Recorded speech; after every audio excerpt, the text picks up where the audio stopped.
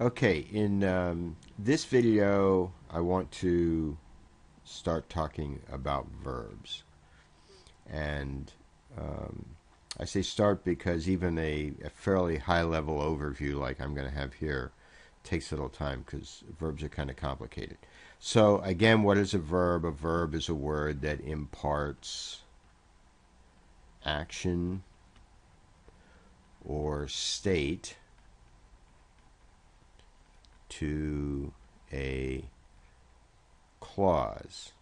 And since every sentence has to have at least one clause, that means that it imparts action or state to a sentence.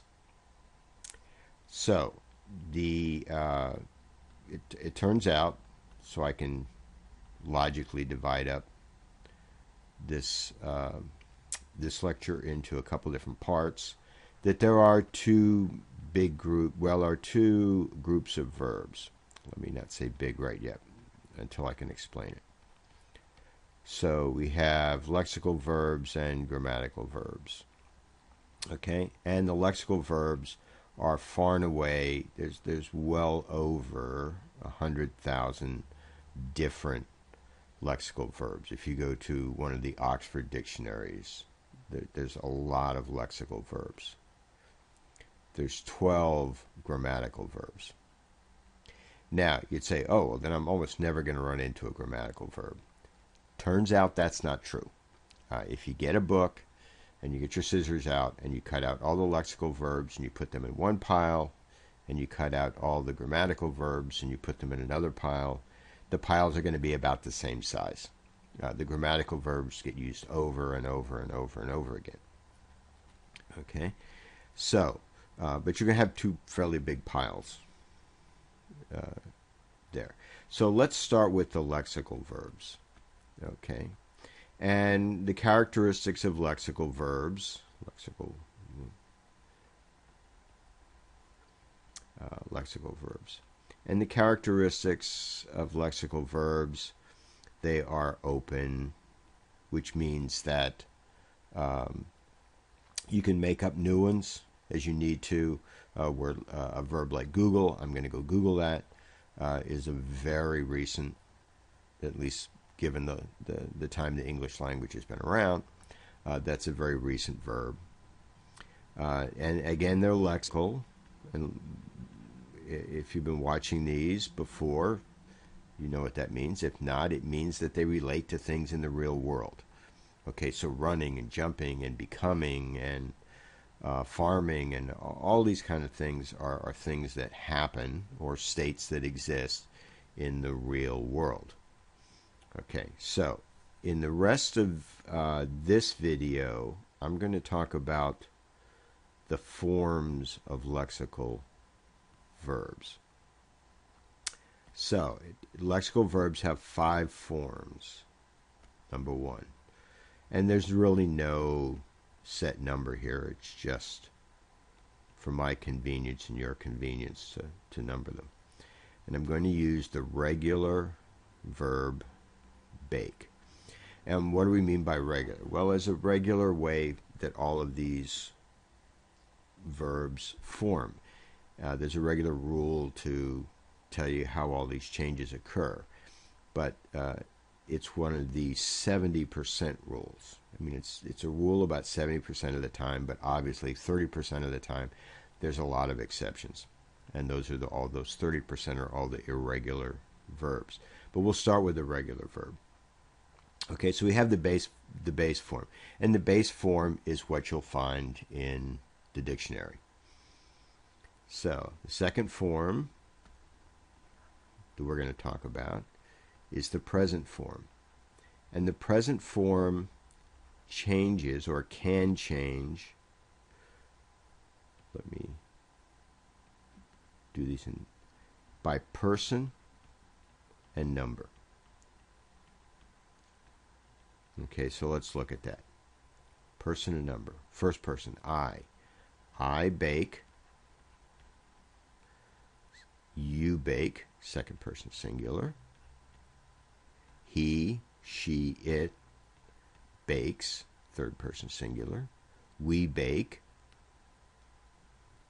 first person plural.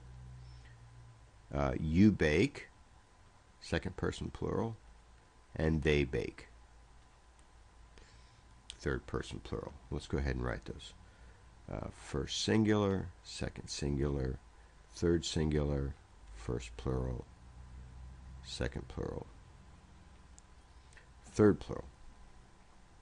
Okay, so it turns out in the regular, for a regular verb, the first, second, singular and all the plural just use the base form, and for the third person singular we add an S. Okay, so let's do the past form. The past form. Okay, and again, the past form can change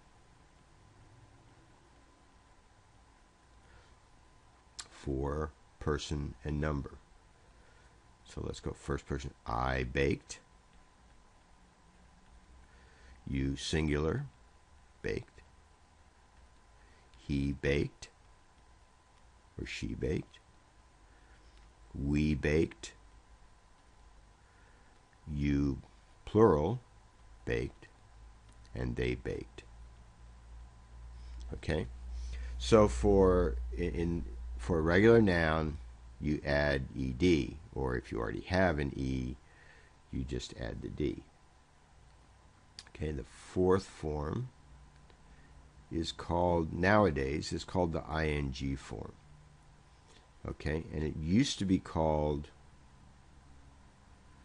the present participle, and you may still see it called that in some books by some people.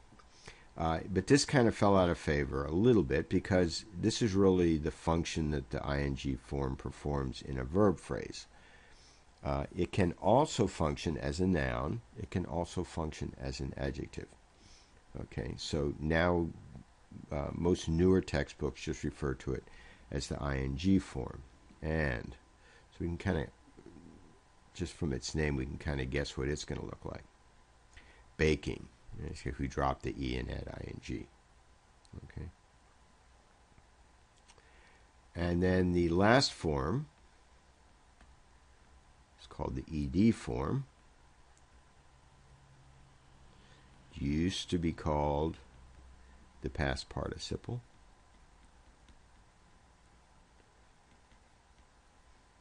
And you'll understand what the present and the past participle are for when we start talking about making verb phrases.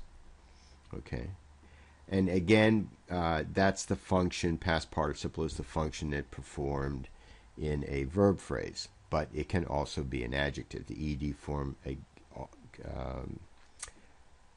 the baked potato. Okay, I had a baked potato for lunch. The baked is being used as an adjective. And say, okay, and I kind of gave away the punchline, but again, it ends in ed. And interestingly, not all ed forms. For some irregular verbs, like run, the ed form of run is ran, R-A-N. There's no ed in it. But anyway, that's what we call it anyway. So, just to show, because we'll use these terms later, these two are called the tense forms.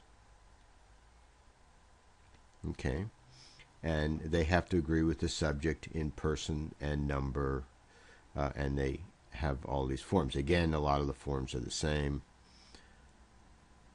So those are the tense forms, which naturally makes that one, that's an untensed, whoop, it's not an M. That's an determined to put an M in there. An untensed form. And these two are untensed forms. Okay, and if we look at this regular conjugation, and I said you use the word conjugation. Conjugation is just writing out all the different forms of a verb, including all the different persons and numbers. And it's really kind of easy in English because we only have the 5 forms. Okay, and a lot of them are the same, which is one of the problems that English has. English, when we talk about grammar, we talk about syntax, which is word order, and we talk about morphology, which is how the word spelling changes depending on how it's used in the sentence. And as we see here, it doesn't change much. There really isn't a lot of morphology in English. English is has a very weak morphology. To make up for that, English has a very strong syntax. The word order in English really matters, because if we're going to tell if, for instance, baked is baked being used, or baking, that's even a better example. If we're going to try and figure out if baking is being used as a noun, if baking is being used as a adjective, or baking is being used as a present participle, as a verb, okay, the way we figure that out is by the order of the words. So the order of the words in English really matters. Okay. So that's one of the problems that English presents, especially to people from that grew up started speaking other languages. Because, for instance, in a language like Czech, every one of these words would be spelled slightly different. Okay, and that slight difference would tell us what function it's performing. It would tell us what the person was, what the number was. It would give us all that kind of information just from the spelling of the word. Of course, it also means you have to memorize a lot more different forms for a given word. So, but that's the way English is. So with that, I'm going to stop here, and when we come back, we'll talk a little bit about the different types of lexical verbs, the different subtypes of lexical verbs. With that, I'm going to stop and go make another video.